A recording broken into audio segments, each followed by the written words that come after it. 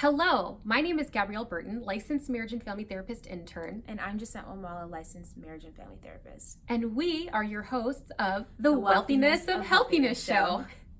Every week, we come to you with content to help empower, educate, and inspire your mental health journey.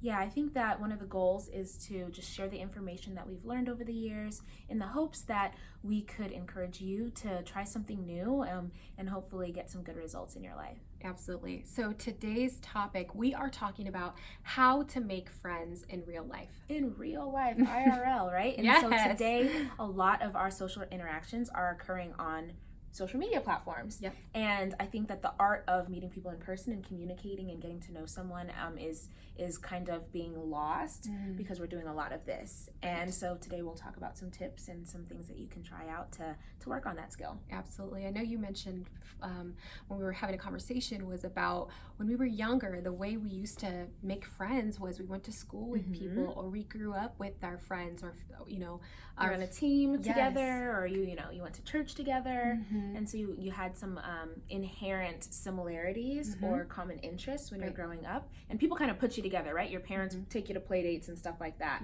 And as you get older, that changes because you might have a job, but you're not necessarily maybe seeing people outside of your workplace, Right. unless you're actively seeking to put yourself in those situations. Very true. Or maybe you had friends that you grew up with or went to college with, but maybe now a lot of your friends are married and have kids, and maybe you decided to go on and get a higher level degree or pursue your education, which is where social media can actually help out a lot because you're able to look for people that maybe have similar interests, and so you're able to connect with people via online. Yeah, and so, going from that transition to meeting someone online to making them a friend in person, I think is something that no one really talks about. Right. So, Jacent, what's tip number one? Tip number one, I would say, is just to be authentic, be yourself, be genuine. The people that are for you are the ones that are going to stick around and going to support you no matter what. And those that aren't, you will quickly see, act differently, or your interactions will kind of have telltale signs of that. And so there's no need for you to kind of dim yourself or act outside of your own character to make friends, because the way that you are is just fine, and someone's going to love you that way, and be okay with letting people go that don't necessarily fit with you. Love it. I would say tip number two is keep the conversation going. I've worked with a lot of people who say, okay, so look at our text conversation. Right. I said this and then this person didn't reply. Where did I go wrong? And a lot of it is really asking open-ended questions or showing interest. Instead of just doing like a heart, liking the message or sending a thumbs up, Right. Asking more questions about that person, Right. And that would help keep the conversation open. And I just think of communication being a skill. Yeah. And so if it's a skill, that means that you can grow it and you can practice and get better at it. And so I think the skill, we've become really good at texting, you know what I mean? And Sure. using text language. Yeah. But how do we learn how to communicate and inquire to learn about someone to see if, their ideals fit with yours and that sort of stuff. Yep. Love it. So tip number three. Yes.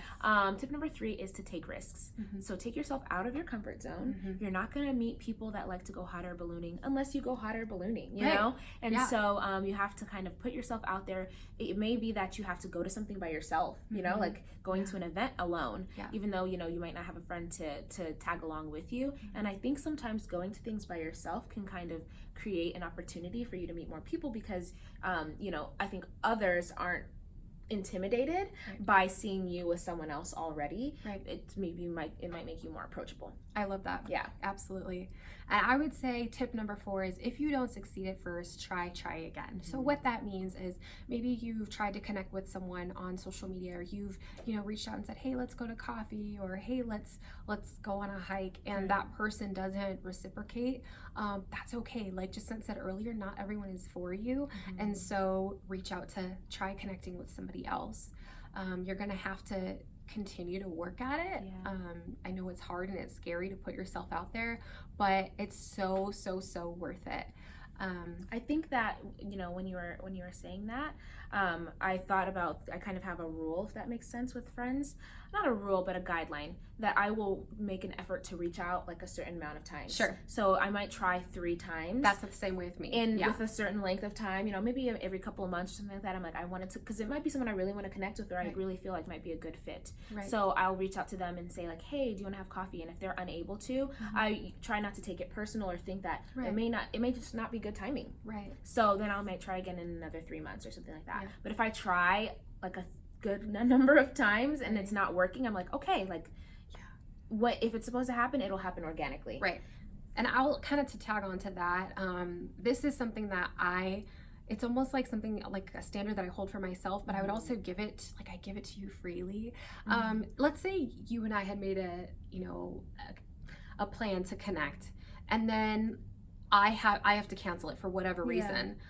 In order to keep that connection open, then I'll say, I apologize, something came up and I can't make this meeting. However, when are you next available? So that's keeping it open, right? Versus like just canceling and then saying nothing. Right. I generally There's think no follow-up. Right. The person that has to cancel that plan is responsible, right, to keep that door open, right? So even if you can't like put something on the calendar, you say, hey, you know what, I'm sad that we can't meet up today, but I would love to get with you in the next couple of weeks. What does your schedule look like? Right. So again, that's that keeping that conversation open. That's you taking that risk, and that's you initiating, so that person can see that there is still that desire to connect. Right. You showing interest in trying to make an effort, I think, is really important. Acknowledging that, owning it.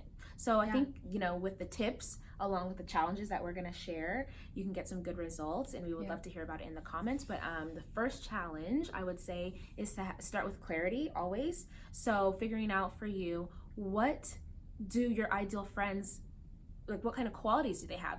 Are they trustworthy? Are they loyal? Are they honest? Are they hilarious? And figuring out what are the priorities that you want to have in friends before you start seeking them, so that you're intentional about what you're attracting. And the next level would be to write those things down. Yes, absolutely. And to tag on to that, it would be then to look at that list of things that you're wanting in a friend and seeing if you are that person. This is going to be super cheesy, but we've all heard a friend is a present you give yourself. The only way to have a friend is to be one. So if you're saying, I really want a friend that's going to make me a priority, okay, well, do you make other people a priority? I want a friend that, reaches out and, initiates things. Okay, well, are you the person that initiates things? Making sure that you don't have unrealistic expectations for someone that you're not willing to do for yourself. For sure. I think that's great. So what would you say is the next challenge? The next challenge would be to find someone that you really admire or really connect with online and ask them to coffee, or ask them to just connect in real life. And again, if that person doesn't receive you well, or they don't reciprocate the interest, that's totally okay. But then find another person and put yourself out there and try to get that relationship from online to in real life. Yeah, I think you want to stick around for the next couple of videos, because it's the friendship series. Yes. Where we're going to talk about more things involving friendship, which you'll find out. Yeah. But we would love if you shared the video. Absolutely. Left a comment. Yeah. Any of your ideas or thoughts. Yeah, I would say Jacent, I actually met pretty much through social media, and I had like a friendship crush on her, because I was like, oh my gosh, this girl's so amazing. And it took a minute for us to actually connect, but I'm actually really happy that we took our relationship from offline to in real life, and now we do content together. So I'm really happy that it can be a really good tool. Yeah. You can meet people that you wouldn't have otherwise met. We live in the same place, you know what I mean? So it's wild, but you can really use it for good. Yes. Absolutely. So we hope these tips were helpful for you, and be sure to let us know how it goes. And if you really like this content, give us a thumbs up, share, and we'll see you guys next week.